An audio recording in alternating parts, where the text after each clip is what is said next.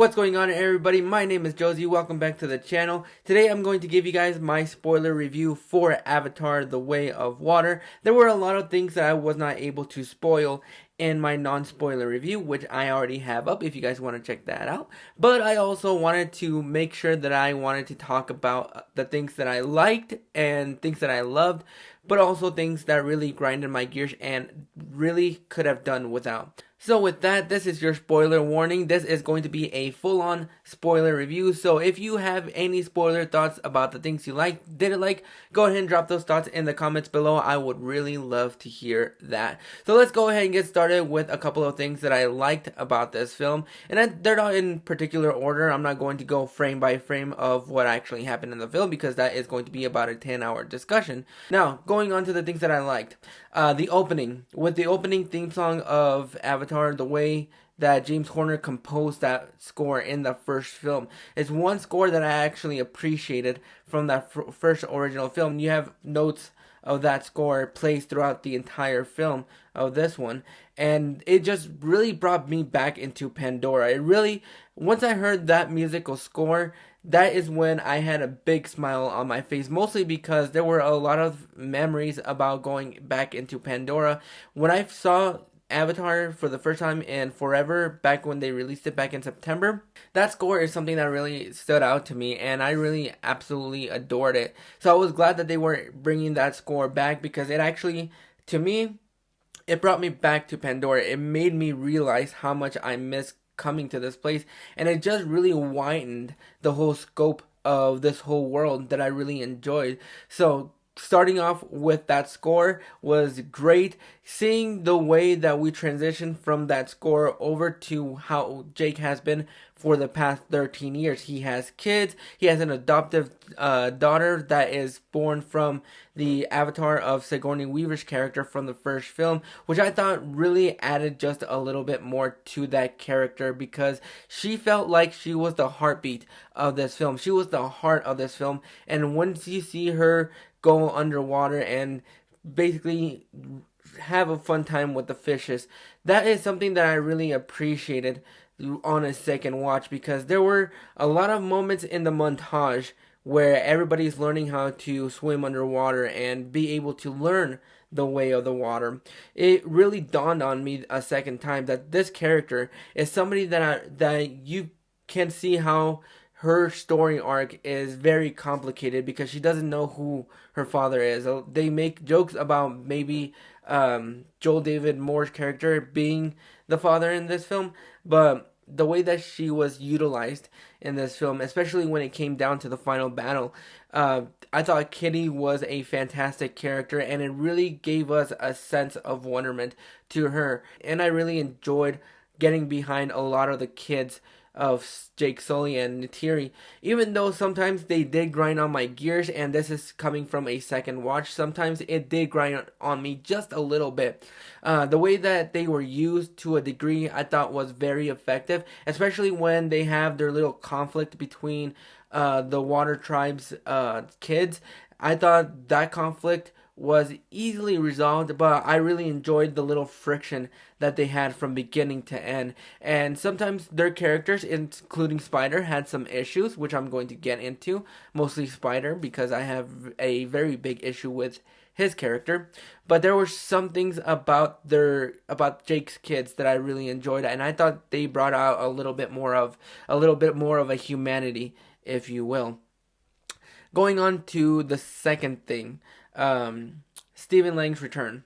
Although I think the way that they brought him back by giving him somebody else's avatar and just loading up his human memories into that avatar, it took me a while to get used to Stephen Lang in an avatar body, because when you first hear him, he doesn't really sound like Stephen Lang. He just sounds like a different person. And then it goes into Stephen Lang's voice, and the way that they use him, I really enjoy the fact that they gave us a reason for him. They gave us a reason for him to come back, even though his motives in this film were not the best. It was just a typical revenge story.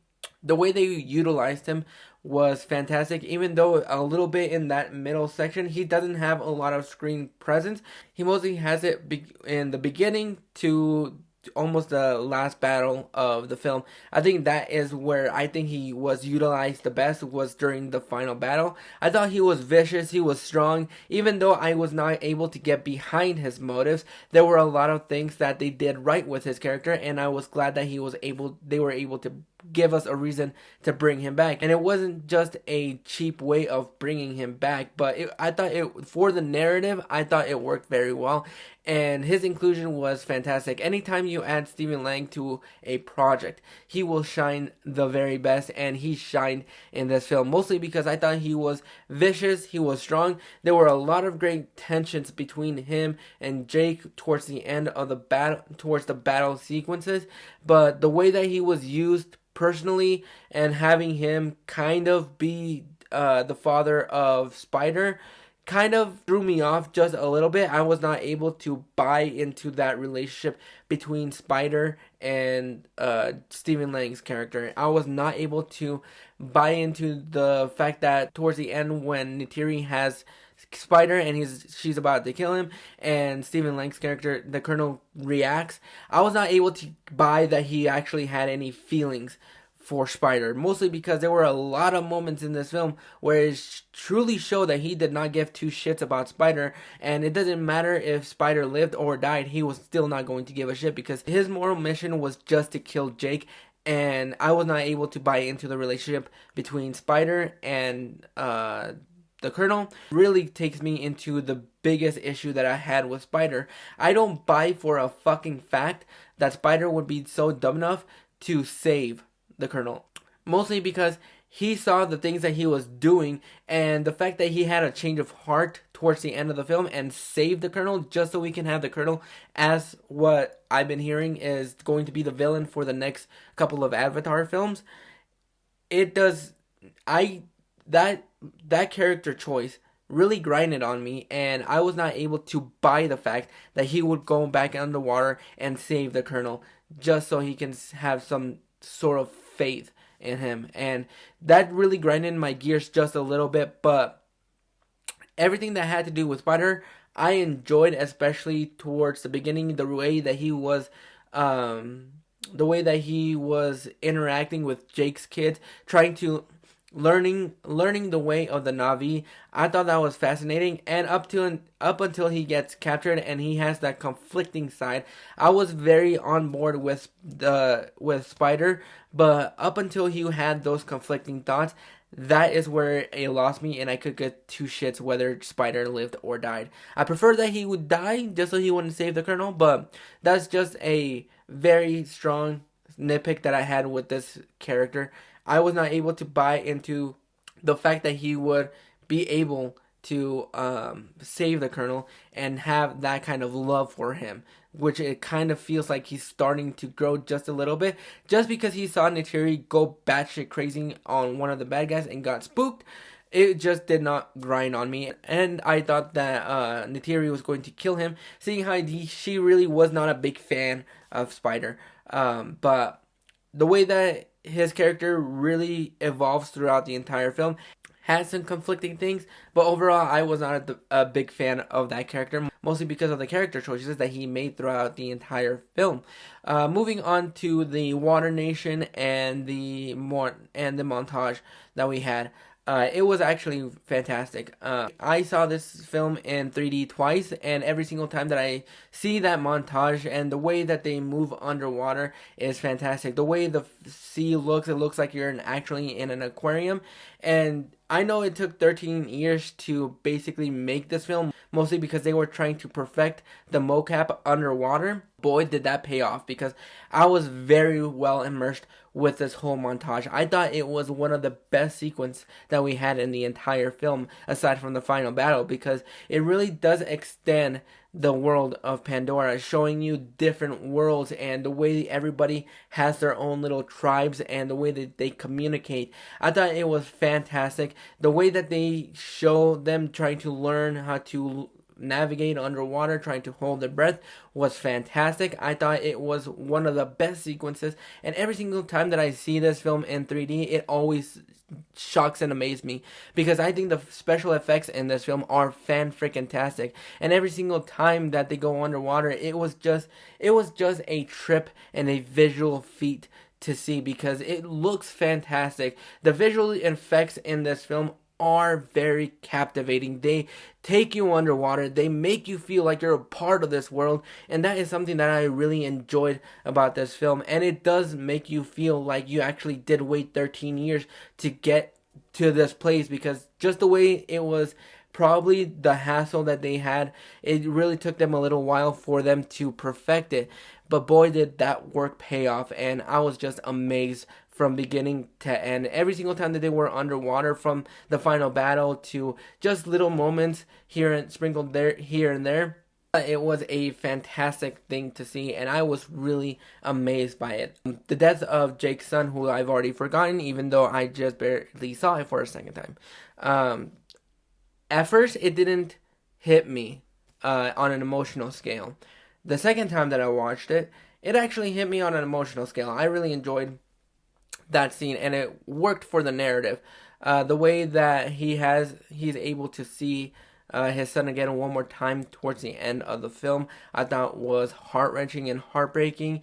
The way that everything this character did from beginning to end had his ups and downs. But I think for the most part, I think the second time is when this death scene actually hit me emotionally, and I was really captivated by everything that actually happened. So, aside from everything, I think this was a fantastic death scene, and it actually worked emotionally to keep the plot moving forward. And having him buried in the sea, I thought was fantastic. Jake claiming the whole Water Nation their new home, and that's where they're gonna have their final battle. It was just fantastic. I really enjoyed every single moment of that scene, and even though it didn't hit me emotionally the first time, the second time I could definitely feel the emotions. But I thought it was pretty well done.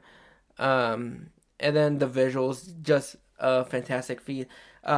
Everything about this film was fantastic, and even though I did feel the runtime a second time, and I didn't feel it the first time, it was just the way that this movie was conducted, and the way that they expand this world was absolutely fantastic. I thought every little thing was almost perfect, even though it does have the same story beats as the first film, and even though a couple of characters like Joel David Moore's character and the other character don't have a lot of screen time, and they feel like an afterthought because they're used well in the first couple of acts. But once he gets to the Water Nation and they pop up one last time, I thought it still felt like an afterthought, and you didn't need them. But everything about this film I absolutely loved a lot more than I thought I was going to. Mostly because before that first teaser that we had back in May, I did not give two shits about this movie. And even though the second trailer got me a little bit more excited, the third one really didn't do much for me, and the runtime definitely didn't do much for me.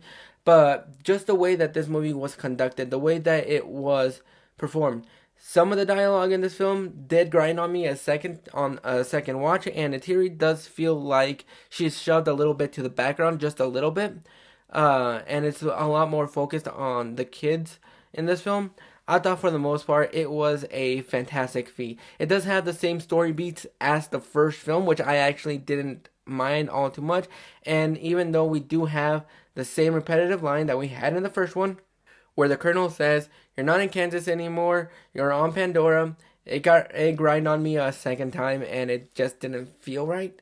But I get it, kind of, but that's just a little minor nitpick that I had, but it's not a perfect film.